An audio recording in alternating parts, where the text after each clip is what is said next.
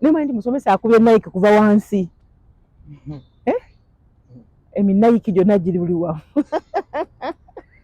Oyedanga omuntu kakati nabo baba bakwita musama. Mwakatonya teba musama. Semanyi. Oba musama fe tumanyi buli muntu ave ebweru aba musama. Katoli musama. Omaze ebbanga ki kati? Tumaze nakonya. Nakunya. Abaana bete basoma oba bagenda weka. Nagenda nabo. Performance yabadde ate this time around. Yabadde ya film festival Tribeca. Yeah, it's a documentary. Yetwakola ne French Montana 2017. So kati wadde baji premiering. So kali kyagudde obugwi. Nga tulina okubeerawo. Amulina okubeerawo. Montana mwamulabyeko. Yeah, of course. Yabookyezaayo. Nedda jaskwade kumubeerawo nga onaabira ne launch n'ogenda obeerewo tulaunching kuba kyafuuka family. Ne Montana si yasooka okuba akajjimu abo ba international stars okujja mu Ghetto Kids. Ne waliwo abalala abaali bazze naye kati Montana ate yagira nnyo kyawawala nnyo. Obwana bwalimu kati obwo buliwo kati oba eno muggulo mugigi mulala ogwa Montana. Ogwa Montana mulabi yali abasooka Patricia. Ba Patricia. Kati then ne bano naye kati na requestinga ne mugamba abiba match bali be balimu kwa libe yasaba ne mugamba na bano bajireko kati nampayo like 5. Nabo ne bagenderako kati for the sake of visas bichi. So kitegeeza Patricia abadde kuba n'abagenzi. Patricia abaddeko Freddy n'abalala bali already. Freddy, Patricia ne Ronnie waliyo basatu. Abasigadde bali already USA. Bakyalira mu management eyiyo. Ba Patricia. Naye manti kasaba na kasaba kula ng'obatanga oteekawo ate abapya. Kale kibanga omwana omuto. Omwana olina okati nze ndi muzadde. So nti omwana obeera naye waka. Bw'aba takula. Era ogenda okulaba nti ekintu ekimukwatako ewaka n'owaba mufumbo. Era taata wagenda okulangira bimukutteko. Omwana wange ajje segera kati tosobola abaana tebasobola bava mu layini yange paka. Naye abaana bafuna ba Patricia okuva mu Montana. Mostly kati ebintu byetusinga okukola kuba kusoma. Kuba kusoma ebiseera ebisinga kwambira n'abaana bangi. Like by then nalina abaana nga 20. Kati nayongerako nina abaana 31. Wow. Kati kiba kizibu nnyo era omwana ebiseera ebisinga tufokasinga nnyo ku education. N'aba ng'asobola okusoma n'omutuusa omutuusiza. And then n'emikwano gy'omuwa gyafuna afterwards awo buli bwabeera mu mataala bafuna nnyo emikwano gibayambako ewaka. Personally kati wesanga nga bonna tebaba kyekimu. Saa Patricia asukulumyeko ku balala oba onafunako kino n'okusinziira era omwana nga naye bw'abeera ali nti emikisa tegiba gyegimu nti n'ogera ku makya omwana n'omuwa kintu ojja kwesanga era nga akyayayaana. So kati naye buli wokola ekintu ogenda oyiga. Kituufu. Kati generation eyasooka ate njigiriza nnyo okudda kweno bitundu byenjize nti wesangira n'abazadde bennyini nti mbeera n'omugugu munene. Kituufu. Omuzadde yeetaaga omuyambayo. Omwana ali ku ggwe.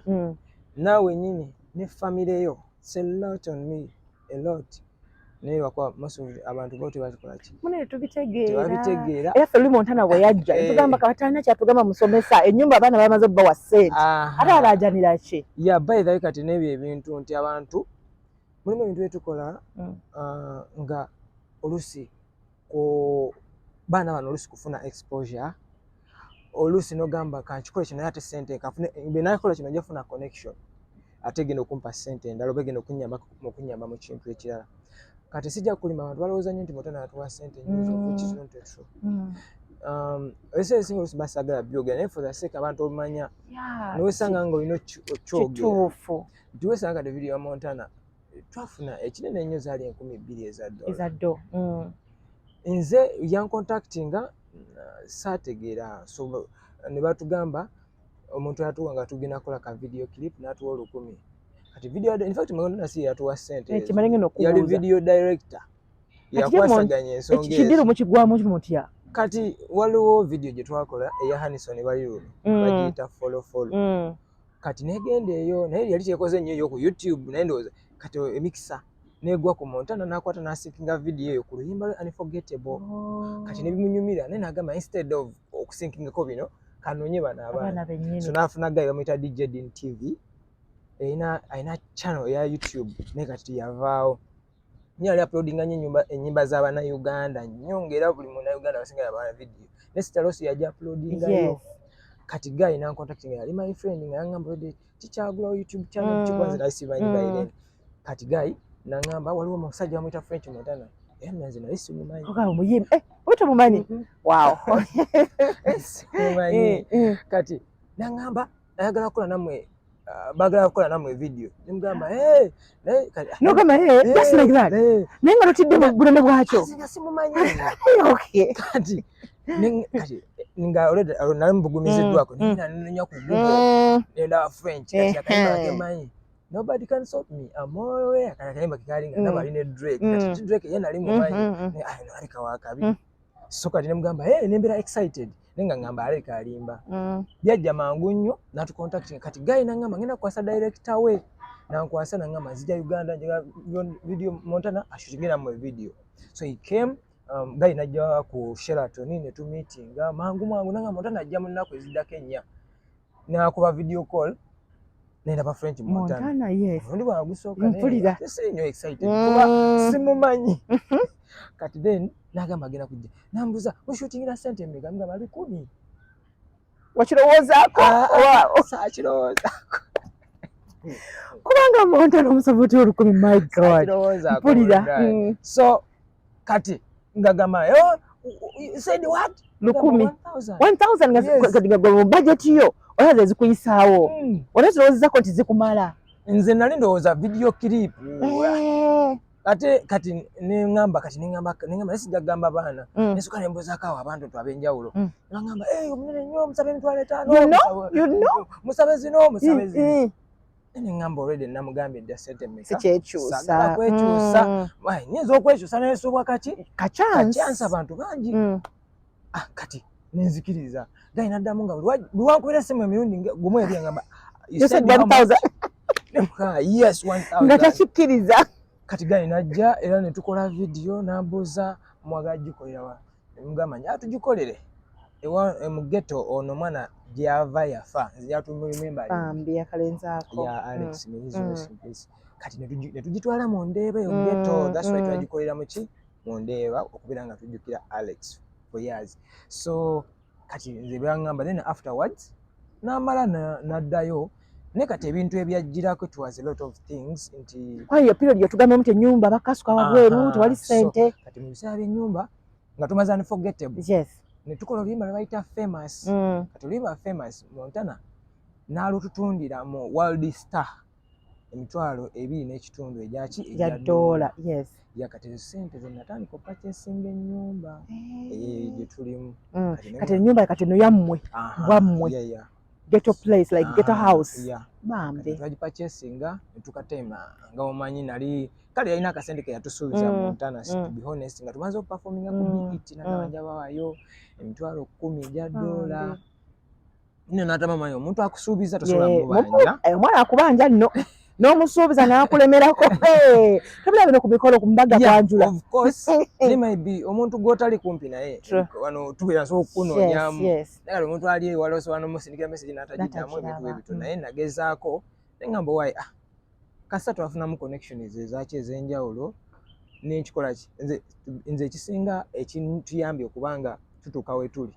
sifa nnyo tulya nnyo sente connections ezisinga nti kati for example leo twabaddawo ne Montana netumitinga Vin Diesel I know I saw the video you know? So kati what experience yabadde etya especially ku the young ones yabadde too much because omuntu gwe bala mu movies zebaagala babana batoka Fast and Furious emotoka kwa nange nasose ne freezing nga mulaba nga is so proud ate kyasinze okunsanyusanga the guy is a fan alabe ebintu byaffe nagamba you guys nengano abagamba bigambo naye tebamufako ndabagamba ndaba video zammwe naye olusungu lungi maybe naye babadde so excited nga balekanya gulu tebabiwulidde so kati ebintu bwe bityo olusi byofuniramu ono wabata kuwadde sente oli ajja kuwa okwawula ate kwali okusokera ku Montana okwawula awo ali gone between kyemmanyi yakikola kyemmanyi waliwo sente awo director ze yakola ki ne wabanze ya to be honest yabika kubanga yambuuzanga nnyo ekigambo ekyo is it 1000 nga tashikiriza namba yes buli we yambuuza nga bwe twogera emirundi ng'esatu ng'akiddamu laba oyagala okwekyusa naawe ne ngamba oba neekyuse naye ne ngamba bwe neekyusa kamere wa mazima waliwo ebintu bye nnyinza kale okukola ki okufiirizibwa nga neekyusiza ne ngamba waayi kanfune kano akatono but neme okufiirizibwa ebiki nsigale nga ndya ya so kati nasigala ku ekyo naye abantu abasinga bo bamanyi we got a lot of money ekitali ki kale oluusi mubaamu ebintu byemusayininga ate oluusi munaye newoba okoze interview ey'oluganda otuuka omuntu akimanya ate abo abantu ku mateeka kituufu bazibu ddala kituufu bo system bagitegeera so kati woba wasayininga neweekyusa oba otta erinnya lyabwe kati awo neŋŋamba owaayi because kuba kyantuvako era in fact one day nakolako interview ey'oluganda tebamanyi Luganda bambuuza lwaki wakoze bwoti lwaki wayogedde wooti abantu bakyusa system kati anyigako translation nemutereeza bulungi byonna kati kyali kinfukidde so oluusi nogamba n'omuntu bwetasobola openinga up nga mwakikola naye nga ate oluusi bana kigezo oluusi mukama aba akugezesa alabe obugumiikiriza buliwa because from nowhere Montana najja on board. How did you come with the idea of kufuna bana abaana abatayinaamu asirizi? Kati nze just mu bufunze taata wange nze nva mu family y'abaana 30. Mutaata omu? Taata omu ne bamaama 6. Yazaala mwezi mulamba n'agatta namu. So kati mzee wange yafa ndi mu myaka nga 8. So nga omanyi family eyo ate by then tata yafiira nali ndibira ne step mother wange nga mama yali yavaayo dda nga amaze ne banga simulaba kati tata wange yafa waliwo essomero yali yansuubizza okunteekamu ebiseera ebigundi yali atandika UPE nga UPE nga waliwo ne private schools ezizzeewo kati ng'essomero ndigumanya nga lirina white uniform ne navy blue eyiwaffe Gombe kati bwe egomba tata nangamba ngenda ddi kuteekamu kati nansuubiza kati yali tannawadde nteekamu nakola ki nafa so natambulanga nga ngenda kwera essomero katimba nga lirina akatimba nga bwe kanaku ngenda nembera ku ssomero netunuulira abaana ne bayingira ne bagwerayo nengenda n'olunaku oluddako nga tosoma ate olwo kati ka school fees so taata wali ku ssomero gye nali nsomerako erya Yumeya yalinga abawa emmere ng'abawo oluusi n'ennyama kuba taata yali mu kinjaaji kati nga bye tusomerako byensomerako so kati oludde waafa it's no more kati nengenda ndikubira ku street okugombe kati wande nensanga omusajja bamuyita Kaita Musa nga baali batraininga ku kisaawe naye nga nze nali nsamba nnyo omupiira kati ne mulaba kati nga wali mukwano gwange already yali agenze nga temusinga omupiira ngamba lwaki oyo aliyo naye nga nze sikola ki siriyo kati nengenda nemberawo ku kisaawe kati mukama nali baali bakushootinga mu mipiira nenkontrolinga omupiira accidentally omusajja nandaba nangamba young man ekyo kigambo nkijjukira nangamba come here nengendawo nangamba okontrolinze otya ogwo omupiira nga goolo gumuyiseeko nemugaa nange simanyi wenkikoze kati nampa chances 3 empiira gyonna nengikuba neginywa munda kati nanjagala nangamba nambuza obeera nemugaa mbeera kuno ku street nzija wano ku kisaawe nembeera omuwentyo nangamba osoma nemugamba sikyasoma nangamba lwaki sina school fees kati nangamba enkyaka ero ojja otandika otraininga naffe ogenda kusoma just like that. So netugenda netufuna twalina match okusomesa mami omuyitiddemu nanti remember mami nze nali simanyi step mother gwe ngamba goli naye tewavuliramu nali sibeerayo nali ngambeera okwo ku street sikyabeerayo waka kati nengenda netusamba omupiira ekibibi nenkuba goolo 3 navayo nga nze sita ozibye abaana nga bansitudde sire waliyo zitata kasebo so kati ne bampa basari ey'okusoma primary mupiira gukuyisaawo so kati from there ne promising nti one day nja kuyamba ki abaana omwana kati then when najja no mu town nenziramu nensomamu ate nenziramu neva ku street nenzirayo ku street nenzija mu kibuga ate ngo ddayo kyo maze primary maze primary kati nga wemanyi nenziramu nenzija eno mu town second row biki nenzija kati mukwano gwange nangamba tusobola okukola ne tutunda obunyama ku street nenzija ku good shed mu Kampala batunda cement kati waliwo omwana nandeetaawo tutandika okutunda obunyama osete mu mujyi wa capital waliwo omwami omukulu yatukozesanga naye banna kati obunyama tubuteeka mu bipapula kati nga mutembeya muno mu bizimbe by'omu Kampala waggulu awo nakasera okusinga abakesisi nkujira kesisi nga bambala yero bandi awo omusajja n'akwata bavu mama kasebo nawo ku nnyama kati nangamba oli suppose ba ku ssomero lwaki otunda ennyama nemugamba anti sina school fees netaaga okukola school fees kati nangamba mbadde ngenda kutwala mu kimotoka naye ddayo gamba obunyama yakozesa oddeyo wa ku ssomero mu kyalo gye wava wenaddamu nenkusanga nja kuteeka ku kimotoka kati nenkoma obunyama n'abutwala n'abunziriza teyabutwala kati neŋŋamba ngenda kati obunyama obumu nabuddayo wansi nabutundako lwana nembuzayo kati nemugamba abakesisi bankutte ne babulya oli kagezi kwagala nakugamba soka obutunde bawoga nti babututte ne babulya naŋŋamba ekikugwe saakusomesa yasini kati oli gwe naimbe yasini omuntu wamugamba bulaba abakesisi kwasala bayero yonna kolaki duka nemugamba kale kati ezo nenziteeka ensawo kati nga nemala omulundi ogwaddako era bandi eyo gayi nakolaki era nankwata awakesisi is the same person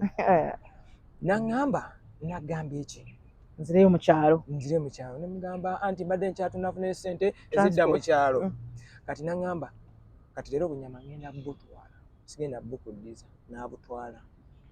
nenzirayo nemugamba obunyama bakoze eki nagamba olaba yero duka naŋŋamba yasini onadde mu kyalo maama takyasobola kuno babutwalidde ddala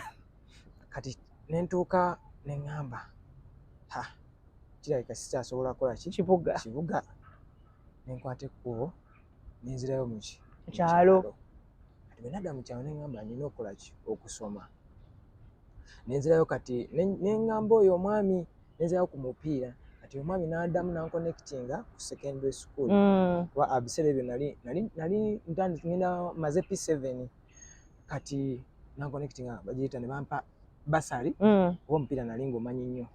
ne bampa basali ntandika okusoma from senior 1 to senior 4 natuuka senior 4 byongo bitegeera nali ntegeera nalina obwongo mukama mulungi nalina obwongo nga nsamba omupiira naye nga obwongo bw'okusoma ng'obulina ate ng'oyagala ate nga njagala kati nga bwefuna time netandika kati bwenabeera omwo ne batandika okutupangisa nga nkuba gobakana mu njoloba kati ng'oluusi batupangisa nali mumpi nga toli katono kati ng'oluusi bampangisa nengenda nga ndi musajja naye nengenda mu primary bannange otyo kati nga bantwala geresa abantu bampangisa nengenda nensamba omupiira ogwa primary nga ndi mu secondary oli mu Cuba so kati nebitandikawo okunnyumira kati bwe navaawo kati bwe natuuka mu senior 4 kati brother wange olwo naddayo emabega nenoonya maama nentandika obeera ne maama kati naye nga maama nagenda musanga asika sumbuusa bupaani biki kati maama naŋŋamba ne brother wange naŋŋamba simanyi omupiira gukuweredde koma senior 4 tosobola kweyongerayo tosobola genda ku senior 6 nze sisobola kuwaayo ki school fees kati twasobola kuweerera simanyi ku senior 6 genda mu busomesa kati nali najjuza nga nawaayo Kibuli Primary Teachers College wali wano kati ne bampita nga nengenda nga nagiwa first choice nengenda Kibuli Primary Teachers College bwe natuuka eyo ne banjagala nnyo olw'omupiira nensomera free naye gwe kiki naye bannange akaserezi kabadde kangi n'osoma paka lwamazeeko ng'omusomesa kati bwe navaawo nasanga omwami bamuyita Mr. Kayima naŋŋamba omanyi omupiira gukomeza okuba nasomesa bayita family lecture kati ng'osobola obuulira abantu oba abaana nga toyise mu kwogera wabula mu music mu dance kati nembiiga bulungi nabyo kati nga talent eyo nengifuna nansomesa bulungi kati nengenda waliwo essomero gye bayita school practice nengenda enabisaalwa emakinde mu Ghetto essomero lye bampasa school practice n'ensomesaayo nasangayo abaana baali 3 nga bagenda tula bibuuzo bya P7 naye nga tebalina school okusasula ezo ssente registration. Kati nga nayiga ka family lecture ne mbasomesa ka skit ka dance netugenda ku street awo nabisalo ku kati netutandika abaana ne bazina nga njagala bafune sente baregisteringe bana wali tolinamu ate ng'ebiseera ebyo like tebansasula tebakusasula school practice okujjako transport kati bwe nabasomesa esezo omuto we yajja n'atusanga ku street ate esezo omuto n'ayagala bye twali tukola n'angamba waliwo audition Kwendi's Corner mujje ayitamu ogende Namboole ku bya WBS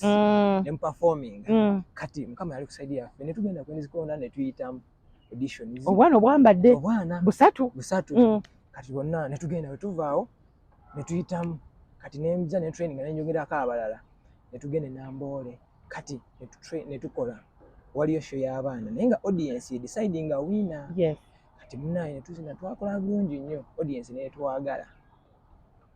ne tuwangula embuzi ne tutagirya ne tugitunda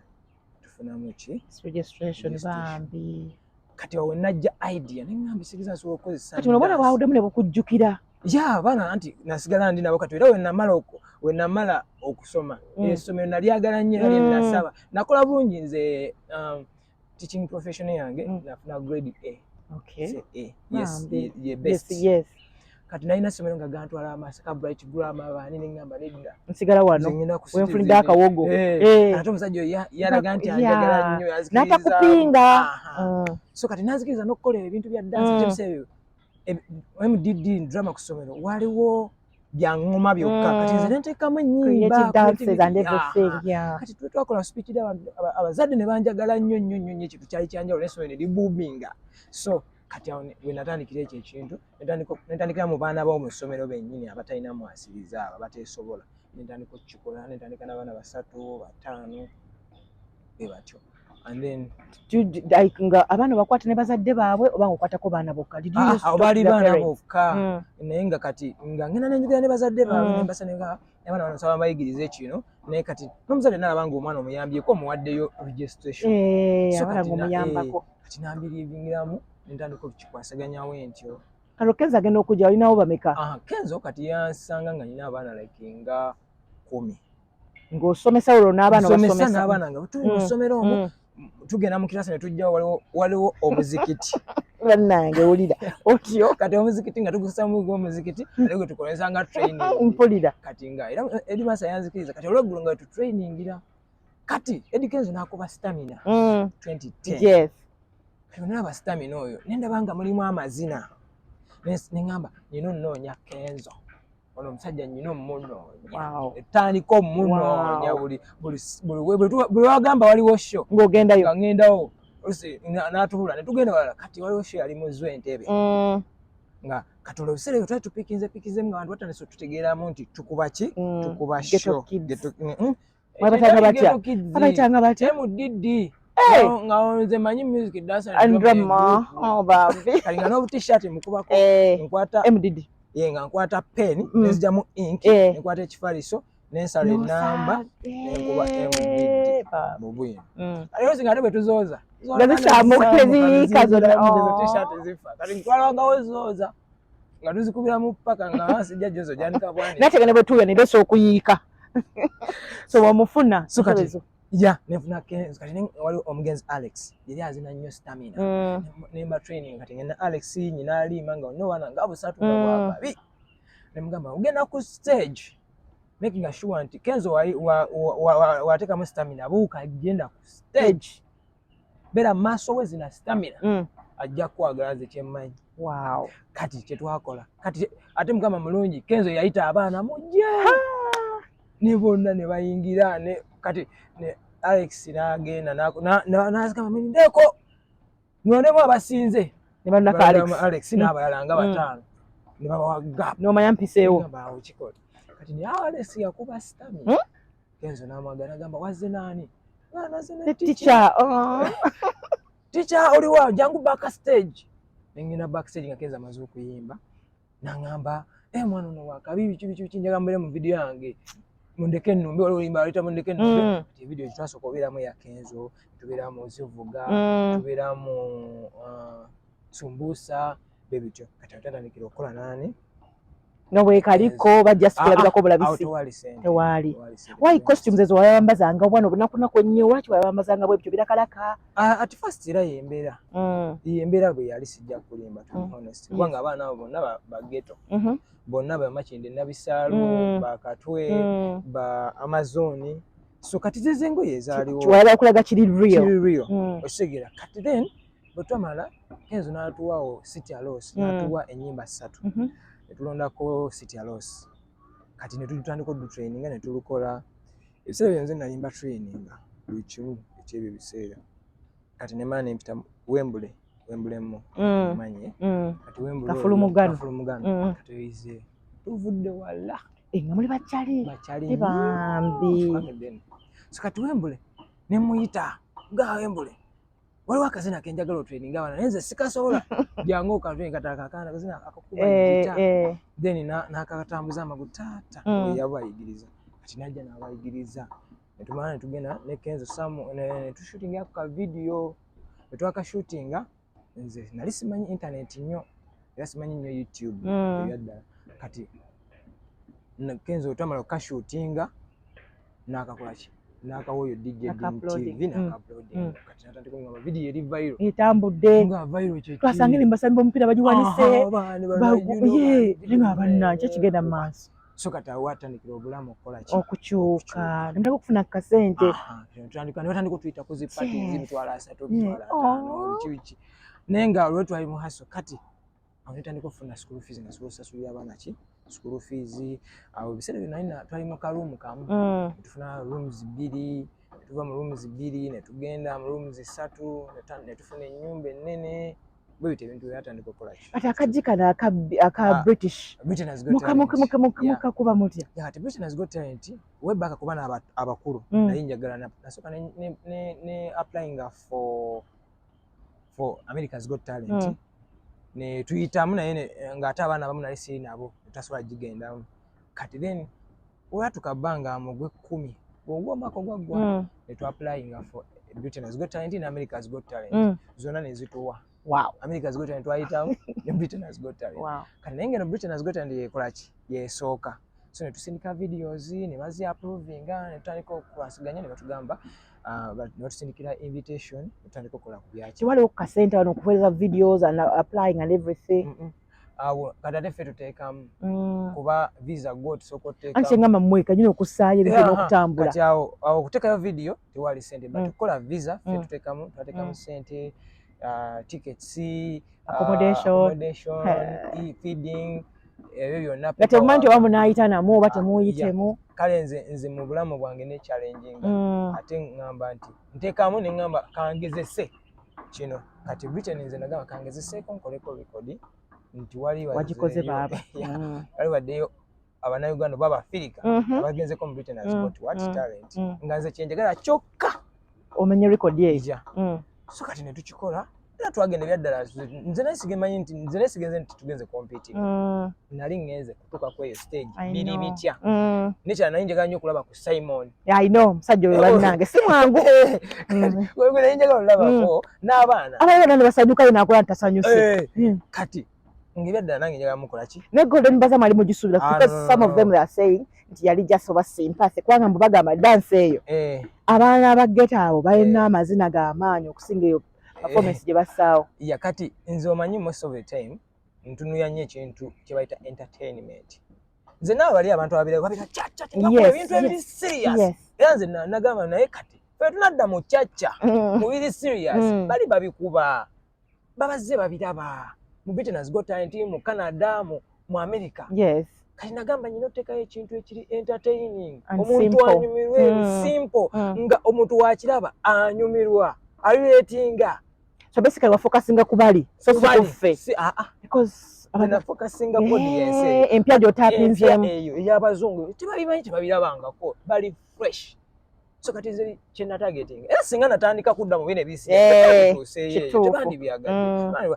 omusajja yakuba Golden Bazaar ekitabangawo n'amenya rules butandisi right osegera nga bana batandika nange era nali sijayo musajja yangamba halo bakuwadde gonbaza nengamba naye abaana basigala nga bali kamu kati ekyasinga ekyanewunyisa abaana basigala ne bazina tebyagirabako n'asigala kyekimu bagikuwa buli omu agagugwi wansi kwebaza talika kuyika watu wajeyiira naye twaliko feva ya Mukama I know kyensobola okugamba oli mulokole nedda ndi musiraamu amanya gamatuufu tetugamanyi tumanyi tica nze Kavuma Dawuda bambi ekisa kya Mukama kikutambudde kubanga onyumya byonna byonna nijjo ofunye basari zonna zonna bw'ogenda osoma n'okutuusa abaana w'obatuusiza zonna olaba nga kisa kya Mukama kyekikutambulirako Mukama kuba sijja kulima nsaba nnyo tusoma nnyo edduwa ewaffe edduwa tuzisoma nnyo ne tuba tusomye edduwa twegatta ffe nga tusaba netusoma oluusi ne tusaba kuba abaana nze bennyina baddiini za njawulo nina abasiraamu nina abalokole nina abakatoliki nina abakristaayo ne bonna Katonda omu tutuuka ntugamba katugenda kusaba mu ddiini y'abakristaayo katugenda kusaba mu ddiini ya Patricia mu ddiini ya King kati ffenna tusaba kyekimu ate era sometimes bwetutuuka mu church era for example nga waliwo bagubi batuyise era tu church tugenda ffenna tetusosola nti ffenna eddiini zino tusinza Mukama Katonda ali atya omu bati engeri gye tumusabamu yeyawukana kati eno wafunayoko kantu Britain has got talent kyetwafuna his connections nga bulijjo naye tewali ssente nti kuba bawa omuntu zo batuddiza ze twasaasaanya ezo nti tetwaba muloosi ya tiketi bikimu babituddiza naye we didn't get nti bakuwadde cash oba kino nedda but nsuubira maybe ne wiina tebannamukola ki kyekyabalemesa ye by the way saagala bagireeta kyekyabalemesa munaye tosobola mmanya kuba mulimu abantu ab'enjawulo mulimu abazina mulimu abayimba mulimu abakola abatontomi kati tosobola mmanya biki bye bakola ki bye bajajinga mwakoma ku namba meka twavayo nga best 6 twakomako it's not so bad and then ne audience eronda ya Britain kituufu nti Ruth ne wabagwe waliwo omuntu akoze na Uganda yojjagaba akoze we naye wewani yewaffe kituufu kati sisobola bajajinga sisobola mmanya kuba twakola ffe twakola ki kyetwakola how do you abaana bano bawumbawumba otya okubanga tebasaasaana kubanga si kyangu buli mwana akulira waabwe okubanga obakuŋŋaanyiza wamu awo n'obasigaza ze siwulira abaana balina mizaabo how do you do it ekisookera ddala nti omukwano kino ekintu nkyagala ng'omuntu that njagala nnyo abaana ate njagala nnyo ebintu bye nnali njagadde okubeera kwasa bifuna bibeere mu baana baki abaana kati bano abaana mbafuna bato kyoba njagala nnyo omwana omufuna nga emyaka 3 emyaka 5 omuteekamu kyokola ki empisa gyoyagala so buli mwana watuuka mugamba kino ate buli mwana watuuka mugamba oyo brother wo ono sister wo ono mwanirize kuba nawe wali tomanyi so nti bonna baba tebeemanyi baba stranger n'atuuka okumanya gundi n'amanya ne tufuuka family so bakulizamu kye bayita eddiini okutya Mukama kikulu nnyo waffe then tubeera ne rules kino tekitukola kino tukikola ati wesanga ng'omwana era abikola ki abimanyi then ne mugamba eva much you star bikoma ku stage kasolinya ku stage waggulu oli star bw'ovaayo n'okkirira wansi omuntu asigadde akuli wansi oba omuntu muwe ekitiibwa ng'omuntu so kati embeera gye mbakulizaamu osanga nti nno kizibu nnyo osanga omwana wagetukkiriza avuddemu ekigambo ekibi kizibu nnyo okumusanga nga akoze ki so nenjagala nekira nti abaana bano bava mu ghetto njagala nnyo protecting ekifaananyi ekyo because waliwo embeera we twatuukanga ng'abaana bano waliwo twagendako ne kusho ne batuwa zippa ne batuwa looloono ne batuwa obuseera ne batuwa nga kavubuka kawogganye okitegera nga batulaga mukola ki muwunya mulina okunaaba sibudoboze Alex mukulu kati ekintu ekyo nabagamba nnyo making sure nti opportunity ekifaananyi ekirungi nti omwana wa ghetto ono omulage nti nno wakabi asobola okuba ekintu atoka time sijja kulimba nga right honorable speaker Madam Rebecca Kadaga mama oyo nga fani waffe ng'atuyita ne tubeerako naye ng'abantu ab'enjawulo abaali batusuula eri ebbali ng'olaba akola ki batanso tusembeza kati ekifaananyi kye njagala okuleeta hope mu mwana oyo ali mu ghetto nti naye asobola okukibeera okubeera nti asobola kugamba asisobola kuba mubbi ono nga yakyuka asobola okukola biki byemufunyeemu ng'oggyeko bino ebirala byonna apart from the house apart from the house kyensobola okugamba ekisingira ddala obukulu mikwano tufunye emikwano mingi egy'obuvunaanyizibwa egy'amaanyi g'osobola okukubira n'akuyamba mu kintu from nowhere gy'emikwano mingi. Then tufunye respect ey'omwana wa ghetto omwana ava mu ghetto nti nolaba nga otuuka ewantu ngakuyayaanira otuuka ewantu nomutagamba ngugamba ino wampa ekitiibwa naye nga sikikkiriza. So and then tutambudde ensi ez'enjawulo tukale obuzanzaani nzaani tumiitinze abantu ab'amaanyi nga waliwo abantu nga tosuubira naye nga bw'omutuukako agamba jangu. So then abaana bano education yaabwe nti edda twakabanga ne school fees naye at least tusobola okusasula ki school fees. Asembayo kati obukulu akoba mu class oba gwowereddeko yagwempereddeko abasinga bali ku university. Wow. Yeah. Wow. Wali ku University of Florida. Then Patricia naye agenda mu university. Wow. Yawe babasinga. Then abamu ba parting off kati ate abalala abamu nkola nabo bali mu management kati Ronnie ali ku social media manager ebintu ebisinga kati yona visas yabikola totawana kutawana sitawana nembera siriwo omanya nti sitagana kuba kambeewo ng'abikola. Yes. Zonna visa paperwork biki byonna abikola bulungi nnyo. So kati ebirubirira byo otandise obbirabako. Ntandise obbikola ki ntandise obbiraba of course nti ebiseera ebisinga byebyo nti however much sente tezinnajja nnyo naye emikwano gye gisinga n'erinnya nti otambula ku airport ogenda ku embassy okufuna visa kaweweevu naye musomesa obulamu bwadde buweweevu nnyo. Tekiwa nti you're complaining. No. Insurance, medical insurance. Yeah, of course yo va kutulinako liberty. Nti ndi musanyufu nti this time around by the way Uganda yatu appreciate ekitabangawo in their life. Tuna ni companies zivaayo nigamba ngenda kuwa kino ngenda kukolera kino oshegera abaana abo kuba nabo balwala. Yeah. Balwala nnyo ate ekitwala ssente ng'ekyo sente zensinga spending ennyo balwala. Ate mu kulwala so I know ewaka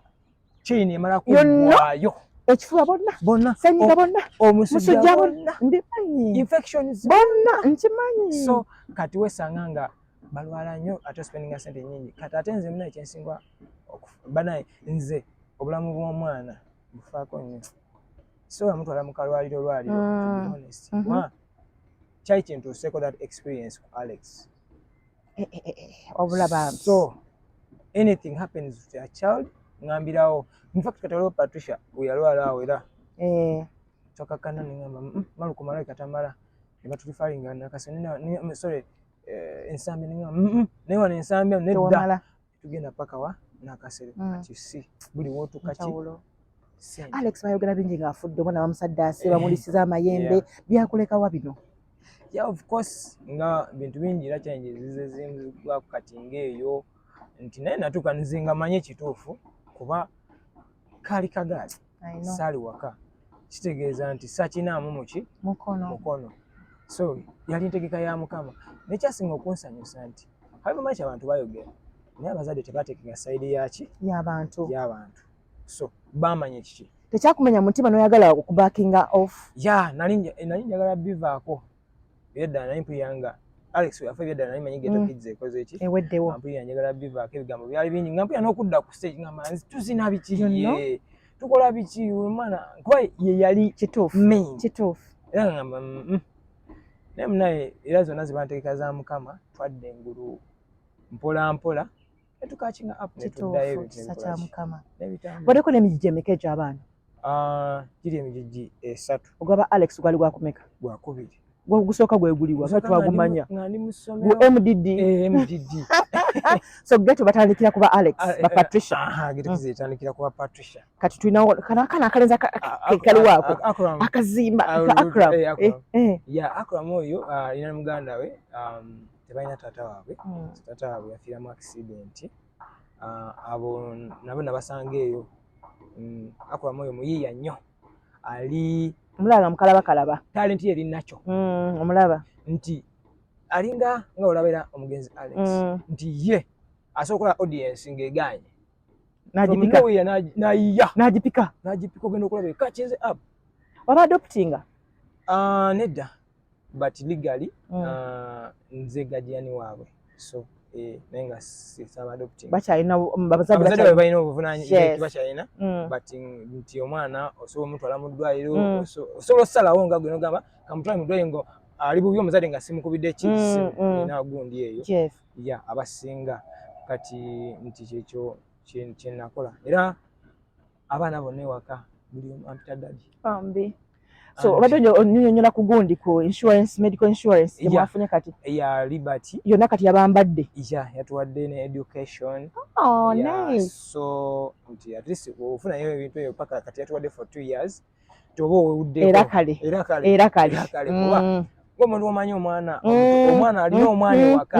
akitegeera I know waliwo otukane nogamba banayo oba babaddeke oba nenga tete ewaka eri waabwe tebalinayo buliri tebalina era ewaka bakyala babakwasa wano ewaabwe buli kunze bambi mukama mulungi so kati wano baba basigaza kulya nakwebaka naye okusoma insurance y'obulwadde byonna kati biri covered for 2 years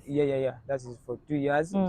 osobola okubeera ati singa owewuddeko katubeerekawo nga tulinda nga tugenda balabako mu movie ya Vin Diesel era katusabe kuba tomanya nti ayinza okugira nga avugulako emmotoka eno mu Africa netumusanga mumansuka mu mmotoka buti nagamba why tukole so contact wagifunye oyinza okuba oliawo omusomesa nga tafunye contact no ebiseera ebisinga nze sipapira nnyo kintu ate bemba ndabye omuntu nga mulabidde ku muntu era gwe nyina oyitamu ne mugamba nti oli mugezi nti munnaye naye mumpeeko that's why nagambye nti olina relationship eyina obeerawo mulwayisa omuntu obubi waliwo watajja kukubira paasi so kati ogamba muntu analayisi nti munnaye adensaba twagala dizo oyo oba kati Uganda waliyo ekintu gwekiri badde kwa montana abantu abasinga abalina ba DJ Khalid ba Drake so kiba kyangu janze kyoba nti nkulembeza nnyo omukwano okusinga sente olinayo ku girlfriend kwanga oli busy nnyo mu baana bano obulamu obutambuza otya nina girlfriend era very soon tugenda kuba tukola introduction twakyala tujja kuba tukola introduction ngene munika tugende mu tunafunayo ku baby nina abaana naye nga simono gwendi naye nina abaana naye twa divorce ali mu America omukyala yagenda mu America eri muzungu simuzungu yagenda mu America twagenda ye nangamba njagala kusigala mu buno obulamu ate nze nga saagala bwe mwagenda nagamba siva wano omponyeza Uganda nangamba kati yasigalayo ne muwala wange so kati nengamba nze kankuleko nkuwa obulamu it's fine ozabaana abantu basi okuletawo obuzibu mu mukwano gwammwe n'osalawo ku mukazi n'abaana bo of course kintuukako kyali kintuuseeko naye nalina omukwano gwa love y'abaana bano ba Ghetto kids nti kuba nalaba nga bwe nsigala mu America bonge bagenda sigalawa so kati ngamba nga bwe nsigalayo buli mwana agenda kuddamu asaasaana addeyo gyava obulamu buno bwe muwadde buki bulala nnyo manyi bano abaana obulamu bwe balimu talinga mwana wa bulijjo nti olina obanga omutegekera ekintu kyanaaba atambuza so kati bwobanga mugamba gwe ne weeyagaliza nogamba kaŋŋende nsigale ntandika obulamu bwange mu America ono mwana muleke aba agenda kubonaabona aba agenda kuddayo already omutadde mu limelight kati aba agenda kusigala nga ddayo so nagamba let me choose bano abaana kino kankite mukama si bwasazeewo kati mukyala Dawudi ono mupya ayagala abaana of course oba naye yali dansa yali dansa so naye ze zimu ku bintu bye nanoonya byebimu kuba nagamba nti this time around no making sure ndaba omuntu ayagala abaana ayagala kyenjagala bw'aba nga akyaga kitegeeza tojja tusobola okukola ki okukwatagana kati ekyo kye nanoonya so which means ali okay nakyo so nga tuuma amasabo owebaze ku bannayuganda baali wano babasabira first of all nsooka okwebaza nti okumpa omukisa gwo nonegera ku platform eno thank you so much I appreciate a lot nti bwe mbeera ku guno omukutu ate wangi wemba neeyongedde abantu beyongedde okumanya oluusi batamanyi then mama yakuza bulungi nsanyuse nnyo then nebaza bannayuganda mwena nti temujjanga okwo kye mwatulaga omukwano gwe mwatulaga nga tukomye nkyanzizaamu amaanyi mangi neŋŋamba yes bijja abantu ba appreciatinga sijja kulima ennaku zino gye mpita omuntu naga weebale nnyo weebale munaye Uganda tuteeka ku maapu mwebale kukola kino nga ndaba abantu bakola ki ba appreciatinga. Thank you so much abantu mwenna abayimbi bannamawulire n'abantu kinnomuze waliwo abantu wenna abawansi ng'olaba apositize nga takolangako post. Thank you so much. Then newebaza Alisam around ne Minister of Tourism ne Uganda Tourism Board nabo batwaniriza ne balabaga nti tulina kitukolera batwayo kasente kale nekimanyi bijja olaba batwaniriza gwalina omutima omugumu omugumiikiriza. Yeah, I believe so. Kyengamba abantu nti always okuyamba guba mutima tebuba bugagga. Ekintu ky'oba olinako ekitundu kisobola okukyusa obulamu bw'omuntu maaso eyo sijja kulimba omuntu ayanyamba simuyambirangako right now oba omuntu yenna but ate nyina abalaba enkoze eki nyambe so tolinda nti no bakwebaze wabula just guyamba from the bottom of your heart. Mbagala nnyo mwebale tuwagira sigala nga wagira Triplets Ghetto Kids nze nkyayamba abaana bangi paka bambi mukama akuwa omukisa bale sijja kusuka waawo njaga bagazi olunaku olungi mubeere bulungi ciao bao.